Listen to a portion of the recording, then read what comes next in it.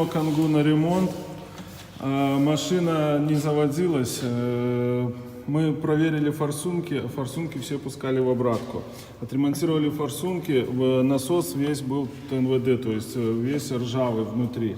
Заменили насос, заменили форсунки, начали заводить. Она работает, но работает неровно и работает с металлическим стуком. Что такое? Клиент говорит, что турбина в разнос не ходила.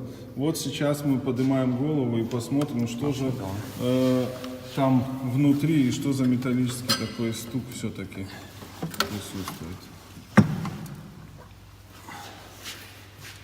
Так, ну, покладка.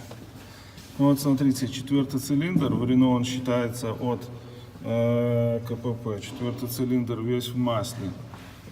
Так, 3-й цилиндр, ну тоже практически такой. 2-й цилиндр более или менее.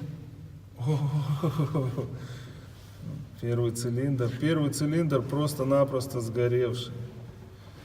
Кольца видны. Да, видны кольца. Ничего себе. Ничего себе, конечно. Дай-ка, ну что с головой? Головой скажи. Турбина. Вон. Смотри, Поломана. покажи. Ой-ой-ой, покажи. Вся крыльчатка поломана. Вот, конечно, вот что бывает с турбиной. Всему жопа.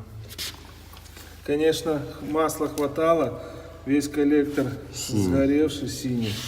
И турбина горячая, вся синяя, и плюс в масле. Ох, повидала виды, вот это что, клапан подвешен, нет? Нет, распредвал стоит да, еще. распредвал стоит. Повидала виды, конечно, машинка.